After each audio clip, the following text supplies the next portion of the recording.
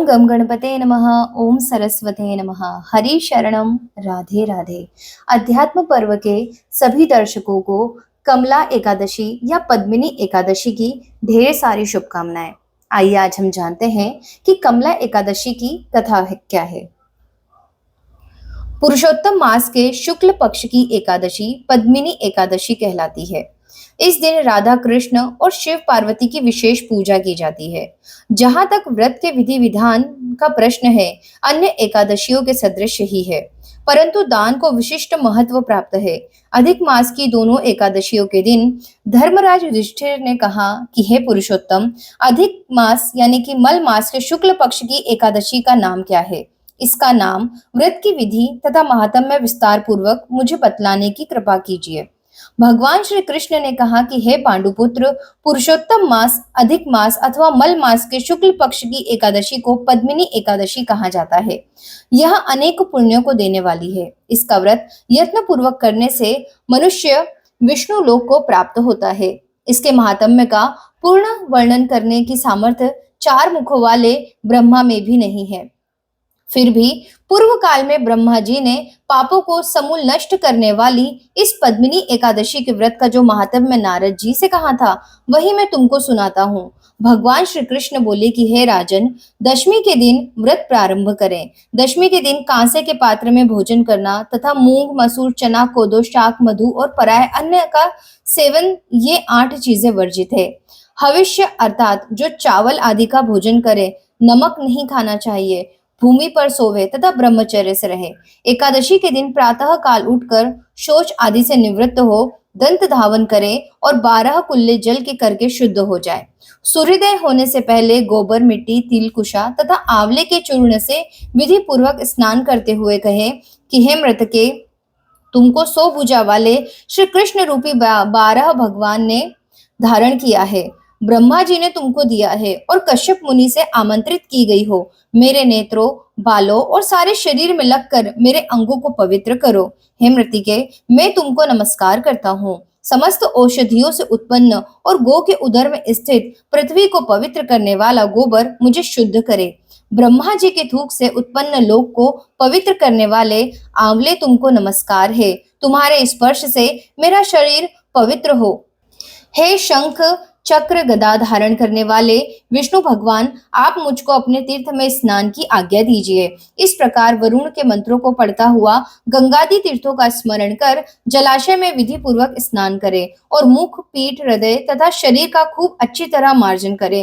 फिर सुंदर स्वच्छ श्वेत वस्त्र धारण करके संध्या, तर्पण आदि नित्य नियम करने के बाद विष्णु भगवान के मंदिर में जाकर उनकी पूजा आराधना करें। तत्पश्चात घर आकर स्वर्ण के बने हुए राधिका सहित, कृष्ण पार्वती सहित भगवान शिव का विधि पूर्वक पूजन करें। कलश के ऊपर तांबे या मिट्टी के पात्र में स्वर्ण अथवा चांदी की विष्णु भगवान की मूर्ति स्थापित करके पूजन करें। उस ऋतु में होने वाले कमल आदि पुष्प, धूप, दीप, नैवेद्य आदि विविध सामग्रियों से केशव और शिव का पूजन करें। प्रेम के वशीभूत होकर भगवान के सामने नृत्य और गायन तथा कीर्तन आदि करें। नीच मनुष्यों से वार्तालाप ना करें तथा झूठ ना बोलें। रजस्वला का स्पर्श ना करें तथा ब्राह्मण तथा गुरु की निंदा भूलकर भी ना करें। इस दिन धर्म शास्त्रों और पुराणादि की कथा सुननी चाहिए। पद्मिनी एकादशी को जल भी नहीं पीना चाहिए। यदि ना रहा जाए तो केवल थोड़ा सा जल पी लेवे। यदि शक्ति ना हो तो फलाहार कर लें। समस्त रात्रि भगवान का कीर्तन, पूजन तथा जागरण करना चाहिए। प्रथम पहर पूजा में नारियल, दूसरे पहर में बिल्व पत्र, तीसरे में सीताफल और चौथे पहर में सुपारी तथा नारंगी अर्पण करनी चाहिए। प्रथम पहर का पूजन करने से अग्निष्टोम यज्ञ का फल प्राप्त होता है। दूसरे पहर की पूजा करने से वाजपेयी यज्ञ का, तीसरे प्रहर की पूजा करने से अश्वमेध यज्ञ का और चौथे प्रहर की पूजा तथा जागरण से राजसूय यज्ञ का फल मिलता है। इससे बढ़कर अन्य कोई यज्ञ, तप, दान या पुण्य नहीं है। जिसने इस एकादशी का व्रत किया, उसने पृथ्वी के सारे तीर्थ और क्षेत्रों के दर्शन व स्नान कर लिए। इस प्रकार सूर्योदय तक जागे और सूर्य के उदय होने पर उत्तम नदी, सरोवर या तीर्थ स्थल में जाकर स्नान करे तथा विधि पूर्वक भगवान का पूजन करे और श्रेष्ठ ब्राह्मणों को भोजन करावे, घड़ा आदि का पूजन कर ब्राह्मणों को दान कर दे। जो मनुष्य उपयुक्त विधि अनुसार व्रत करते हैं उनका यह व्रत सफल हो जाता है तथा अंत में मुक्ति प्राप्त होती है। श्री कृष्ण भगवान ने आगे कहा कि हे राजेंद्र, जिसने पद्मिनी एकादशी का व्रत कर लिया उसने मानो सभी व्रतों को कर लिया। अब तुम पद्मिनी एकादशी की कथा ध्यान पूर्वक सुनो। एक समय कीर्तिवीर्य ने रावण को बंदी गृह में बंद कर रखा था। तब पुलिस्त जी ने कीर्तिवीर्य से विनय करके उसको छुड़वा दिया। इस घटना को सुनकर नारद जी ने पुलिस्त जी से पूछा कि हे मुने, जिस महावीर रावण ने समस्त देवताओं सहित देवराज इंद्र को भी जीत लिया था, उसको कीर्तिवीर्य ने किस प्रकार जीत कर बंदी बनाया? यह वृतांत मुझको विस्तार पूर्वक सुनाइए। तब पुलिस्त जी ने कहा कि हे नारद, पहले आप कीर्तिवीर्य की उत्पत्ति का वृतांत सुनिए। त्रेता युग में राजा हेहय के वंश का कृतवीर्य नाम का राजा महिष्मतीपुरी में राज्य करता था। उस राजा की 1000 परम प्रिय स्त्रियां थी, परंतु उनमें से किसी के भी कोई पुत्र नहीं था। पुत्र प्राप्ति के लिए राजा ने अनेक प्रयत्न किए, परंतु भाग्यवश राजा के पुत्र नहीं हुआ और सब यत्न निष्फल रहे। पुत्र के बिना राजा को सारा राज्य दुख में प्रतीत होता था। कुछ काल बाद राजा को यह ज्ञात हुआ कि तब से सभी अभिष्ट फल की सिद्धि हो जाती है। यह सोचकर राजा कृतवीर्य तप करने हेतु वन में जाने की तैयारी करने लगे। राजा को वन में तप के लिए जाते हुए देखकर इक्ष्वाकु वंश में उत्पन्न राजा हरिश्चंद्र की पद्मिनी नाम वाली कन्या, जो कि राजा की परम प्रिय रानी थी, साथ जाने को तैयार हो गई और दोनों ही अपने सुंदर वस्त्र भूषणों को त्याग कर वत्सल वस्त्र धारण कर गंधमादन पर्वत पर तप करने चले गए। राजा कृतवीर्य और रानी पद्मिनी ने उस पर्वत पर 10,000 वर्ष तक तप किया, परंतु फिर भी उन्हें पुत्र की प्राप्ति नहीं हुई। तब उस पतिव्रता रानी पद्मिनी ने अपने पति के शरीर में केवल नस और अस्थि मात्र देखकर महासाध्वी अनुसुईया जी से पूछा, हे साध्वी, मेरे पति को तपस्या करते हुए 10,000 वर्ष बीत गए हैं, परंतु भगवान फिर भी प्रसन्न नहीं हुए, सो इसका क्या कारण है? आप कृपा करके कोई ऐसा व्रत कहे जिससे भगवान हम पर प्रसन्न हो और हमें चक्रवर्ती पुत्र की प्राप्ति हो। पद्मिनी से अनुसुईया ने कहा कि हे सुंदरी, वर्ष के 12 मासों के अतिरिक्त एक अधिक मास होता है, जो 32 मास के पश्चात आता है। इस अधिक मास के शुक्ल पक्ष में द्वादश युक्त पद्मिनी और कृष्ण पक्ष में परमा नाम की 2 एकादशियां आती है।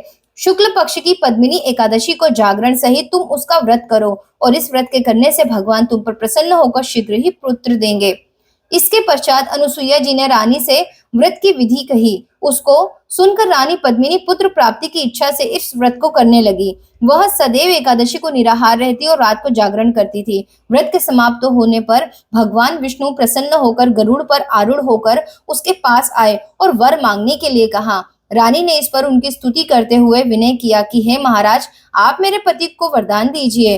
भगवान बोले, हे सुंदरी, मल मास के समान मुझको और दूसरा कोई मास प्रिय नहीं है। इसमें एकादशी का जो व्रत तथा जागरण अनुसुईया जी के कथा अनुसार तुमने किया है, उसे सुनकर मैं तुम पर अत्यंत प्रसन्न हूँ। ऐसा कहकर संसार के दुखों का नाश करने वाले श्री विष्णु भगवान ने राजा से कहा कि हे राजन, जिससे आपका मनोरथ सिद्ध हो वह वर मांगो। तुम्हारी पत्नी ने मुझको प्रसन्न किया है। तब राजा कृतवीर्य ने सर्वश्रेष्ठ और यशस्वी पुत्र का वर मांगा और कहा कि हे जगदीश्वर प्रभु, मेरा पुत्र ऐसा परमवीर हो कि आपके अतिरिक्त देवता, मनुष्य, नाग, दैत्य, राक्षस आदि किसी से ना मरे। राजा की बात सुनकर और वरदान देकर भगवान विष्णु अंतर्धान हो गए। इस वर के प्रभाव से पद्मिनी की कार्तिवीर्य नामक तेजस्वी पुत्र उत्पन्न हुआ। तीनों लोकों में भगवान विष्णु के अतिरिक्त उनको जीतने में अन्य कोई समर्थ नहीं था। तब यह दशकंधर रावण कार्तिवीर्य से पराजित हो गया। तो इसमें कौन सी आश्चर्य की बात है, क्योंकि महाबली कार्तिवीर्य देवताओं के भी देवता भगवान विष्णु के वर से उत्पन्न हुए थे। अंततः रावण पर उनकी विजय कोई आश्चर्य का विषय नहीं है। नारद जी को इतना बताकर पुलस्त मुनि अपने आश्रम को चले गए। श्री कृष्ण जी ने कहा कि हे राजन, यह मैंने मलमास के शुक्ल पक्ष की पद्मिनी एकादशी के व्रत का महात्म्य कहा है। जो कोई इस व्रत की कथा को पढ़ते या सुनते हैं, वे भी संसार में यशस्वी होकर अंत में अंतकाल तक विष्णु लोक में वास करते हैं। आशा करती हूँ कि आपको आज की हमारी कथा पसंद आई होगी। तो अगर आप हमारे इस चैनल पर नए हैं तो इसे सब्सक्राइब जरूर कर लें। इस कथा को ज्यादा से ज्यादा शेयर जरूर करें और वीडियो को लाइक जरूर करें। मैं मिलती हूँ आपसे अगली किसी और कथा के साथ। तब तक के लिए राधे राधे।